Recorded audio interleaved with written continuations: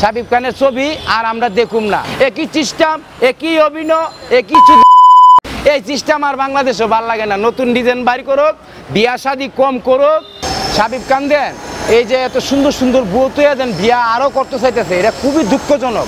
সাকিবেরও এটা বোঝা উচিত বলে আমি বাংলাদেশের একটা বিশিষ্ট একটা নায়ক, আমি তো এইগুলা করতেছি আমার মতন সাধারণ মানুষ, তাহলে আমার নিচে যে সাধারণ মানুষ ওরা কি করবো?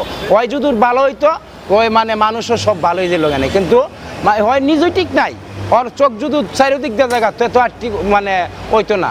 আগে আমরা ওনাকে খুবই ভালোবাসতাম, ওখান মোটামুটি বেশি ভালোবাসি না, লুচ্চাগো কোনো শান্তি নাই, পেশ হইল এই জায়গায়, একদম উচিত না। তা বিয়া করার আগে একবার গলার মধ্যে ফাঁস দিয়ে দেখতো মরণটা কি জিনিস, আগে গলার মধ্যে একটু ফাঁস দিয়া 1 সেকেন্ড দেখ মরণটা কতটুক ধারে আছে, এটা সাকিবে দেখবো না? 3টা 4টা 5টা জীবন নষ্ট করবো।